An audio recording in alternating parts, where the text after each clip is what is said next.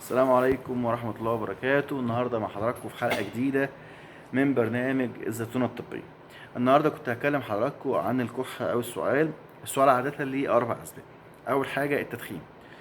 المريض المدخن دايما بيشتكي من بلغم بزيادة والكحة مستمرة معاه طول اليوم ما تقطعش، أوقات بيبقى البلغم ملون أوقات لأ. في حالة التدخين الزيادة والبلغم مستمر وما بيقطعش المريض بياخد مذيب بلغم. بعد إذن حضراتكم مذيب بلغم بتلاقي على العلبة مكتوب مذيب بلغم، وبتاخد معاها حاجة لو الحالة زيادة شوية بخاخات كورتيزون. لو الحالة زيادة شوية بخاخ كورتيزون عشان يقلل التهاب الرئة. طبعا مش محبس خالص تاخد بخاخ كورتيزون إلا لو وصلت لمرحلة معينة من التدخين اللي خلاص فيها الرئتين شبه المساحة بتاعتهم قلت أوي. تاني حالة هي التحسس أو الحساسية. لو عندك حساسية والكحة معاك ما بتجيش غير وقت النوم، ممكن تبقى مصاحبة الأزمة وممكن لأ. يعني ممكن تبقى الحساسية دي زادت قوي لدرجة إنها عملت أزمة، وممكن لأ ما وصلتش للمرحلة دي. في الحالتين بيبقى الأهداب الحركة بتاعتهم سريعة ومستمرة.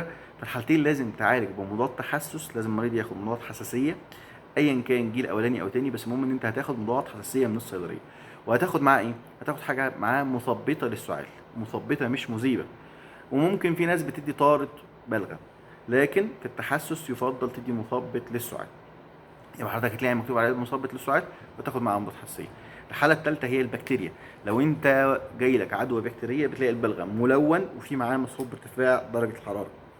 الحاله دي بتاخد مضاد حيوي ويشتغل على الجهاز التنفسي العلوي، وده الصيدلي بيبقى ادرى بيه.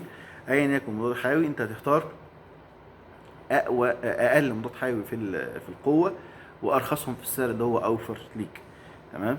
تاني حاجه بتاخد معاها بتاخد معاها مذيب بلغم، وبتاخد معاها اوقات موسع شعر. ليه؟ لان البكتيريا بتبقى لازقه شويه في الرئتين، فباخد مذيب بلغم مع موسع شعب على اساس ان مع الوقت البكتيريا المناعه تقدر عليه، ومذيب البلغم عشان البلغم يطلع ويطرد بره هو والتوكسينز بتاعت البكتيريا والسموم بتاعت البكتيريا. رابع حاله هي الحاله الفيروسيه. مش محبس تاخد فيها اي ادويه للفيروسات. البكتيريا فيها البلغم فيها ما بيبقاش ملون. ممكن تبقى مصحوبه بارتفاع درجه الحراره وممكن لا، بس دايما بيبقى معاه اعراض تانية. الفيروس دايما بيبقى معاه اعراض تانية، وليكن مثلا قيء، مغص، دايما بيبقى مصحوب باعراض تانية. الحاله دي بالذات انت فيها لازم ما تديش مضاد فيروسات غير لما الحاله تتطور قوي. المريض ما بياخدش مضاد فيروسات، لكن ممكن ياخد ياخد فقط دواء مذيب للبلغم، وحاجه تقلل شويه، تزود شويه القدره على التنفس لو المرحله وصلت لحاله صعبه. وليكن مثلا بخاخات موسعه للشعب في الحالات الزياده. انا ما اتكلمتش عن الازمه خالص. الازمه اتكلمنا عنها قبل كده في حلقه منفصله، وقلنا لو المريض التحسس بتاعه الحساسيه بتاعته كانت زياده قوي بيوصل لمرحله الازمه اللي بيقيسوها بالسبيرومتري، وتبقى اقل من 30%. جهاز السبيرومتري ده جهاز كده عامل زي البالونه اللي بينفخ فيها. لو القدره بتاعته على النفخ دي كانت قليله، في الحاله دي بعرف ان هو عنده ازمه.